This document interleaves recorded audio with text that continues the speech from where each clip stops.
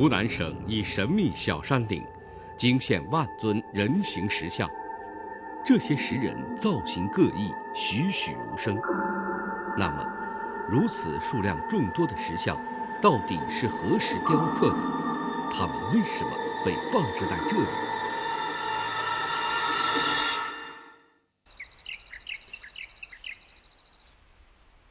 湖南省道县田广洞村四面环山，在上古时候，这里是一个文化和地理环境相对封闭的地区，巫鬼文化盛行。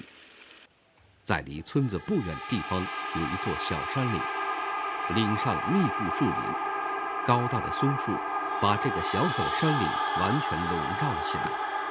外人一走到这里，就会被藏于林间的成片人形石像所震撼。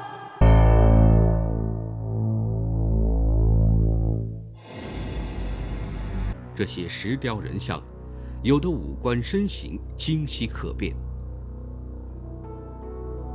有的却已经十分模糊，只能依稀看到轮廓。从石像表面被封饰的程度判断，它们似乎并不是同一时代雕刻出来的，有的年代应该已经非常久远了。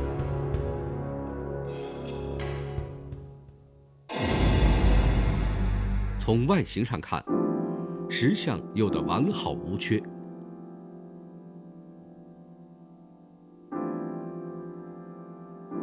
有的却只有半个脑袋，更有甚者是没有脑袋的。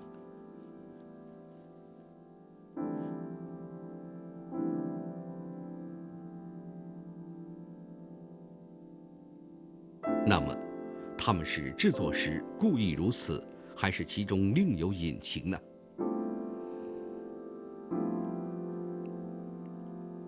另外，从身份上看，石像的人物造型也大有不同。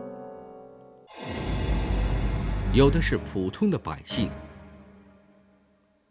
有的是跃马仗剑、威风凛凛的武官，有的是手持朝户、神色庄严的文官。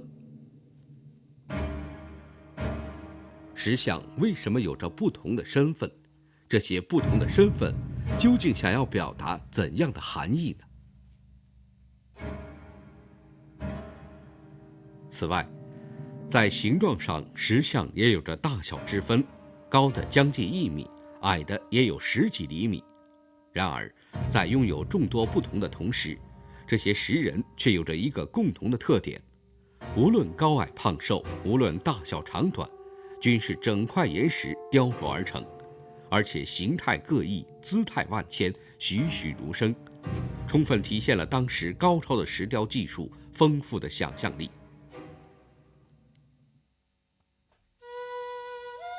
在当地，人们把这些石像称为鬼仔仔，把这座遍布石人的小山包称为鬼仔岭。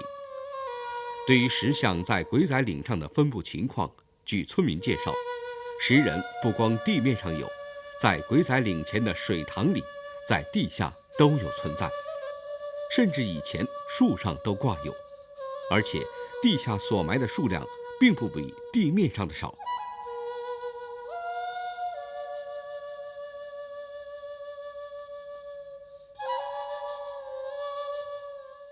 树上有，就是我们小孩子有树上有。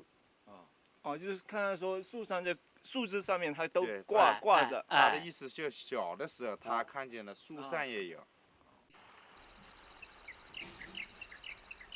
既然在鬼仔岭的地上、地下、水里都有石人，那么这些石人的数量究竟有多少呢？我们命上的已经是一个一个的顶数就是7000多，1000一顶8000。但是我们那个鬼仔井那个井里面，那个塘里面可能还可以捞那么400-500出来，因为那小孩呢，养牛的小孩啊，他说把那个丢进去。在鬼仔岭前有一个水塘，当地人都称它为鬼仔井。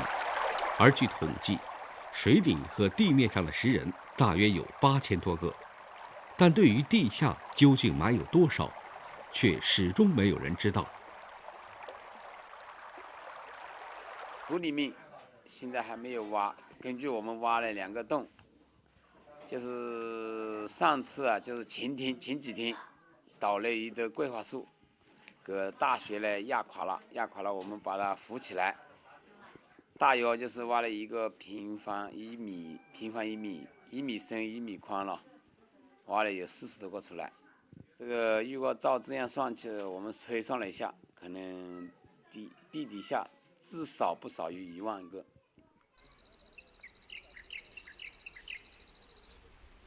村主任陈继红曾经协助文物部门考察鬼仔岭石像，根据考察结果，在方圆4亩的鬼仔岭地下都埋有石像，但出于保护文物的考虑，文物部门严禁随意挖掘。2008年新年，南方的那场大雪曾经压倒了鬼仔岭上的一棵桂花树。村民在将树扶起的过程中，从这个不到1立方米的树坑里，就清理出了40多个石像。这些清理出来的石像都是完整的。而对于地面上那些缺头断臂的石像，村民介绍说，它们其实是在破撕旧时人为损坏的。